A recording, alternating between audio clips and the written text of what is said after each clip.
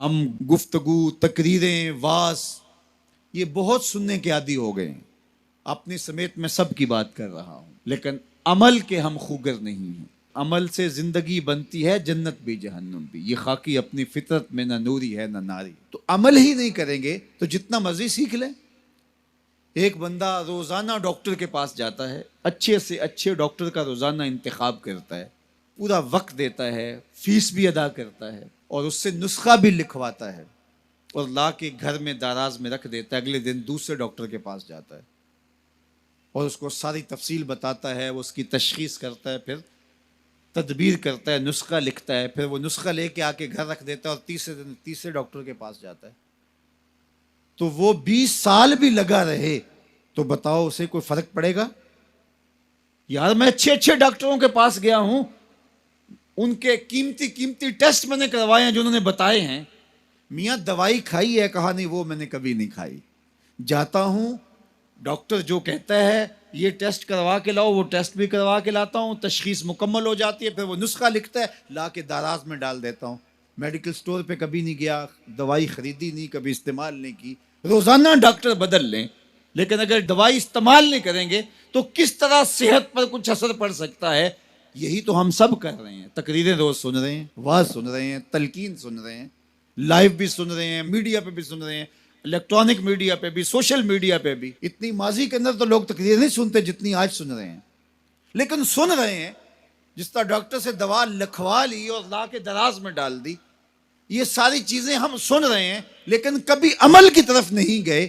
تو زندگی 20 سال جس طرح پہلے تھی آج بھی اسی طرح ہے، اور پوری امت کا یہ مزاج بن گیا ہے. لہٰذا امت جہاں 70 سال پہلے کھڑی تھی آج بھی وہاں کھڑی ہے، اس لیے کہ ہم نسخے اچھے اچھے لکھواتے ہیں لیکن کبھی عمل نہیں کیا.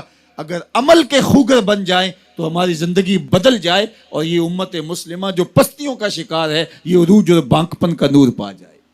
تو عمل کے خوگر ہم اپنے آپ کو بنائیں. ہمارا صرف سماعت کی حد تک دین ہے.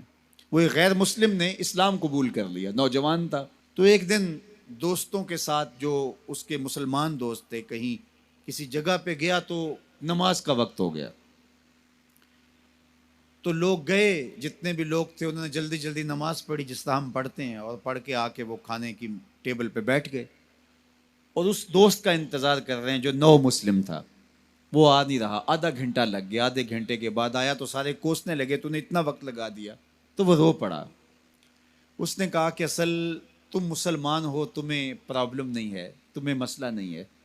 میں نیا نیا مسلمان ہوا ہوں، تم تو پیدائشی ہو.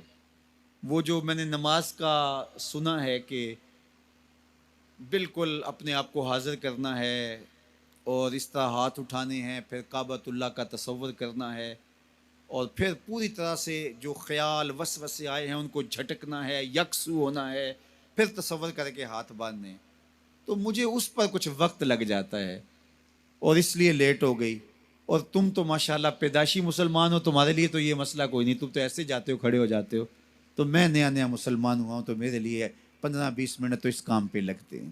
تو وہ بیچارے بڑے شرمندے ہوئے کہ ہم تو نماز بھی پڑھ رہے ہوتے ہیں اور دکان کا سودا بھی بیچ رہے ہوتے ہیں، ہم تو نماز بھی پڑھ رہے ہوتے ہیں، ہمارا خیال کہیں اور بھٹک رہا ہوتا ہے، ہم نے کبھی سوچا ہی نہیں ہے کہ ہم اس تصور کو پختہ کر لیں.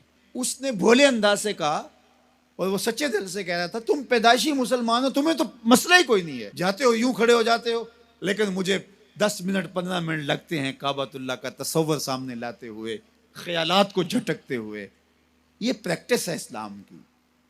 ہم صرف رسمی مسلمان ہیں. اقبال علیہ رحمہ نے جب شکوہ کیا نا تو شکوے میں ایک بات یہ بھی کہی کہ واعظ قوم کی وہ پختہ خیالی نہ رہی، برکے طبعی نہ رہی، شعلہ مکالی نہ رہی، فلسفہ رہ گیا، تلقین غزالی نہ رہی، رہ گئی رسم آزاں روح بلالی نہ رہی، مسجد مرثیہ خواہیں کہ نمازی نہ رہے، یعنی صاحب اوصاف وہ حجازی نہ رہے. ہماری نمازیں، ہماری اذانیں، ہمارے عمل بس زبان سے ہی ہیں، روح تک اترے نہیں. دل مومن ہے تیرا نہ میرا، تو بھی نمازی میں بھی نمازی. جب تک اس کو نہیں بدلیں گے، کہتے ہیں کعبے گیا گل نہیں مک دیجئے دلو نہ مکائیے. اس کو مسلمان کریں، اس کو درست کریں، اپنے عمل کو درست کریں.